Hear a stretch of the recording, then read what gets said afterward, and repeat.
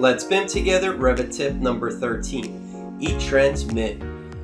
Now eTransmit used to be a separate plugin that came for Autodesk Revit, I believe. Now it just ships with it standardly. Right here you can find it in the add-ins tab, and you're going to see the eTransmit panel, and then there's the eTransmit with a help and about. To be honest, I've never clicked these two. Simple enough to use, so let me just explain that. The idea of this tool is basically when you're sending a model to a consultant, let's say your plumbing engineers, MEPs, structural and all that, you don't need to send them all your drafting views, annotations, your sheets, let's say here. Really, mostly consultants only care about is going to be the 3D contents of your model, because they're going to link it to their model, and then they're going to tag elements or they're going to draw on top of it, right? They're going to have all their own annotations. So that's where eTransmit comes along. It basically lets you choose what you want to remove, and it quickly does that for you. So let me show you how it works.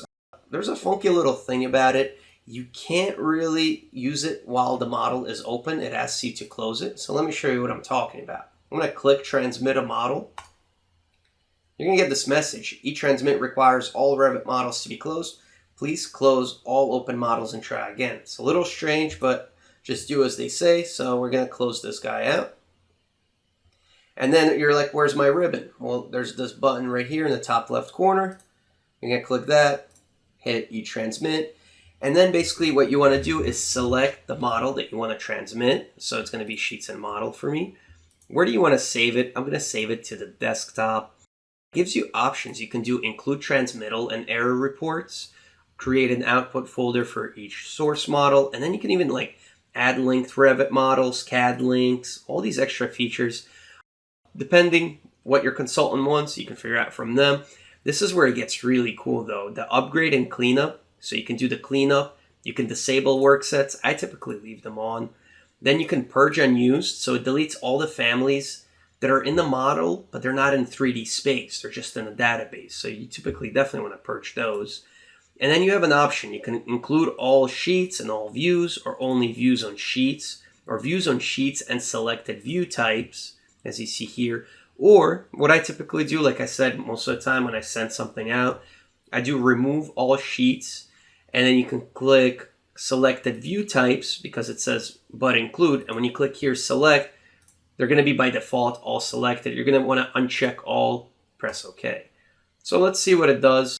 Also, you can save this guy. So once you set these settings once, you click that checkbox and it'll be good to go for future.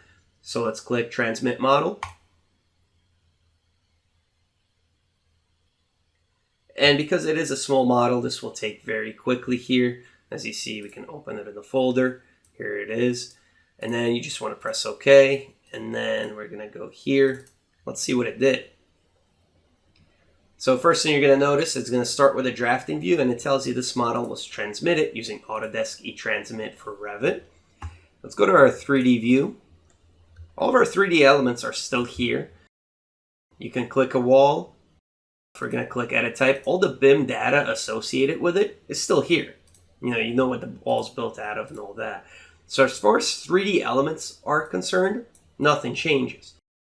Now, if you go into your project browser, you'll notice legends. All my drafting views are gone, and sheets. The only families left over are the ones that are being used. So just for comparison, let me just go here and then click this guy here. This is my original file that's opening up.